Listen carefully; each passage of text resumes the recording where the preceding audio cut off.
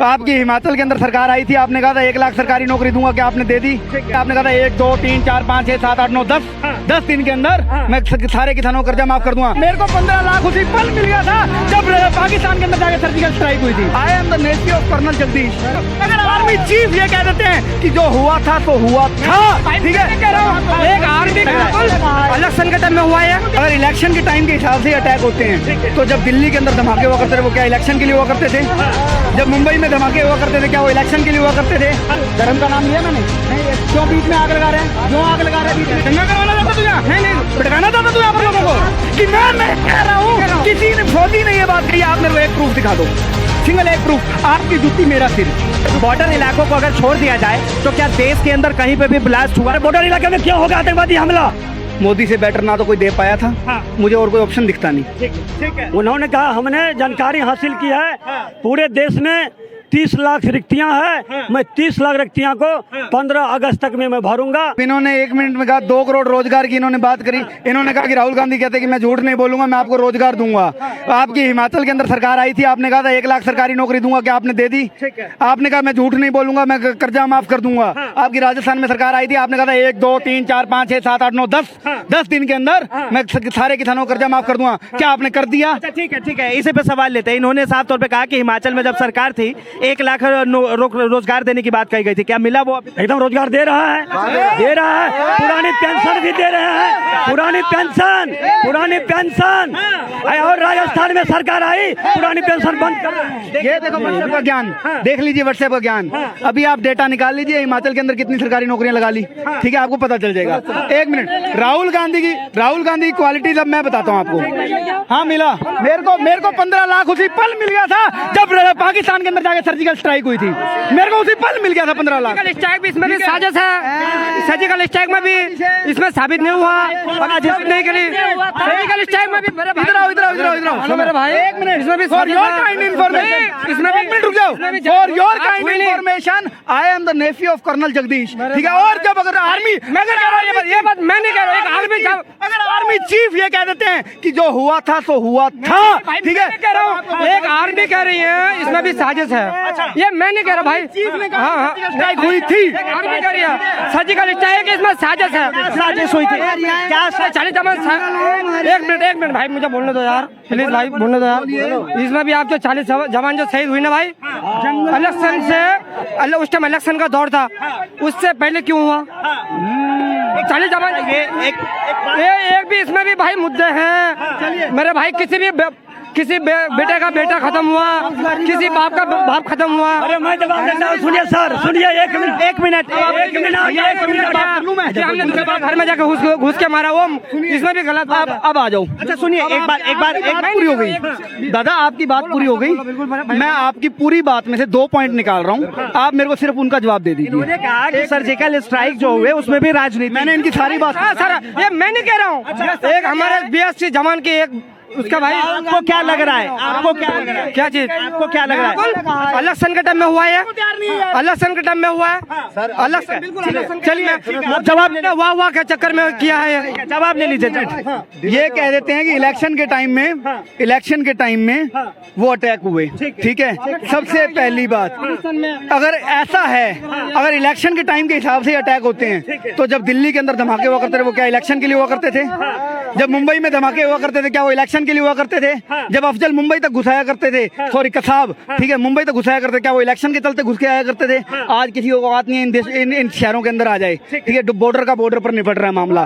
दूसरा धर्म का नाम लिया मैंने? क्यों बीच में आग लगा रहे हैं? क्यों आग लगा रहे हैं बीच में? यहाँ पर किसने धर्म का नाम लिया? किसी ने यहाँ पर धर्म का नाम लिया?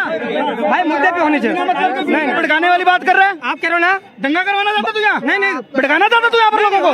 तो एक शांत होकर खड़ा रहे भाई। चलिए अब सुनिए आप मेरी बात, ठीक है। आप धर्म की बात अब सुनिए 1 मिनट पर बोले ना, मोदी जी क्या कहते हैं, उनके MP क्या कहते हैं, जो राम को लाए हैं वो मोदी को लाएंगे। राहुल गांधी का बयान है, एक मिनट, बात धर्म की नहीं भाई, जो राम को लाए हैं वो मोदी को लाएंगे। पहले सर्जिकल स्ट्राइक कंप्लीट कर लें, आजा।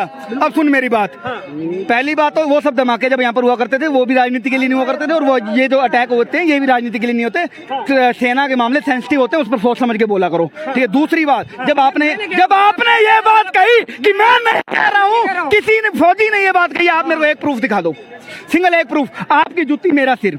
ये कह रहे हैं अगर आपके पास सर्जिकल स्ट्राइक को लेकर जो आप बातें कह रहे हैं अगर प्रूफ है तो दिखा दीजिए। भाई मैंने इस पर न्यूज में व्हाट्सएप ज्ञानी है आप व्हाट्सएप ज्ञानी है, बात सिर्फ इतनी है। नहीं व्हाट्सएप ज्ञानी नहीं, न्यूज में आया है और मैंने ये मिलिट्री फोर्स के कौन से न्यूज चैनल दिखा दो। अरे आज तक का बीजेपी का बिल्कुल लिखा हुआ चैनल है, और कौन दिखाएगा।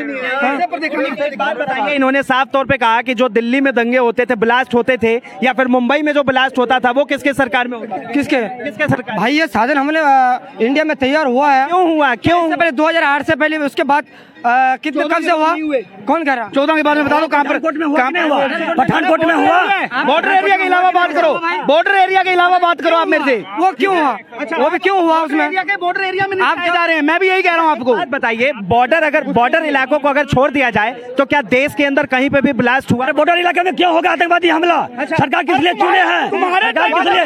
सरकार कर रही है 56 इंच का सीना, 56 इंच का सीना रहेगा और हमारे बॉर्डर के बगल में आतंकवादी हमला होगा तो वोट किस काम के लिए? सुनो अच्छा, बॉर्डर के सामने होगा, बीच में नहीं होगा। क्या क्या बात हमारे उन बापों की सरकार थी और दिल्ली के अंदर धमाका, तब क्या था?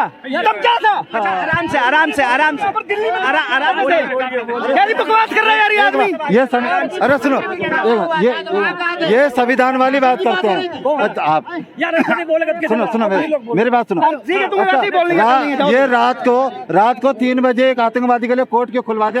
सर क्या कहेंगे इस चीज को लेकर? क्या नाम है आपका? कुछ नहीं बोलेंगे? क्या लग रहा है जिस तरह अभी बातें चल रही है? क्या नाम है? रुपेश गुप्ता नाम हुआ। अच्छा, क्या कहेंगे 2014 के पहले जो धमाके होते थे और 2014 के बाद? अच्छा डेवलप कर रहा है इंडिया, और हम लोग सुरक्षा की दृष्टि से हम लोग इंडिया में अभी हैं, सुरक्षा महसूस हम लोग कर रहे हैं दिल्ली में। अभी दिल्ली में पहले अनसेफ आदमी को कहीं विस्फोट या कोई गारंटी नहीं था आज का, अभी तो गारंटी हम लेते हैं। मोदी के जीव का गारंटी ले रहा है इंडिया में, हम लोग का गारंटी क्या है? मोदी, इसलिए मोदी आएगा सरकार। 100% मोदी आएगा। तौर पर जो है लोगों के अपने अपने मुद्दे हैं, अपने अपने राय हैं। बहरहाल इस चीज को लेकर क्या कहेंगे, क्योंकि मामला जो है भारत से पाकिस्तान तक और ब्लास्ट की बात आ गई, तो इस पे कुछ और आपको कहना है? देखिए ऐसा है, मोदी जिंदाबाद है। 4 मुद्दे रखता हूँ। सुरक्षा ठीक है, 1 नंबर, मोदी से बेटर ना तो कोई दे पाया था, मुझे और कोई ऑप्शन दिखता नहीं। ठीक है। दूसरा, डेवलपमेंट 1 नंबर, ठीक है। जिस तरह का डेवलपमेंट इन्होंने किया, आज से पहले वाले अपना रिकॉर्ड ले आओ, हम अपना ले आते हैं, पता चल जाएगा, ठीक है। तीसरा, धार्मिक सद्भाव की जब मैं बात करता हूँ तो मैं आपको ये बताता हूँ कि राम मंदिर भी बना, करतारपुर साहिब का कॉरिडोर भी खुला, सिखों के लिए करतारपुर साहिब का कॉरिडोर खुला, मुस्लिम्स के लिए एशिया की सबसे बड़ी मस्जिद भी बन रही है, ठीक है। तो सबके धार्मिक प्रतीकों को वो व्यक्ति सबके प्रतीकों को आगे लेकर जा रहा है, तो धार्मिक सद्भाव भी बढ़ा, ठीक है। और चौथा और सबसे प्यारा, हमारा राष्ट्रवाद, ठीक है। ये देश है, इसके लिए जिएंगे, इसके लिए मरेंगे। और ऐसा है, नरेंद्र दामोदर दास मोदी फकीर आदमी है, ठीक है। वो इस देश के लिए जी रहा है, इस देश के लिए किसी दिन मिट जाएगा, ठीक है। उसको कोई फर्क नहीं पड़ता, वो आज है तो कल नहीं रहेगा, उसको कोई फर्क नहीं पड़ता। अगर वो नहीं रहा तो मैं आप सब के आगे हाथ जोड़ के कह रहा हूँ, भाइयों, हमारी आने वाली औलादें रोएंगी, बचा लो उनका भविष्य बचा लो। अगर आपको अपनी औलादों का भविष्य बचाना है तो उसके लिए भाजपा जरूरी है। जय हिंद, जय भारत, वंदे मातरम। देखिए साफ तौर पे इन्होंने जो है अपनी बात कही, और किस तरह आपने इन लोगों की बात सुनी। फिलहाल इस चीज को लेकर आप क्या सोचते हैं, अपनी राय जरूर बताएं। ऐसे तमाम खबरों के लिए देखते रहे न्यूज़ हंगर।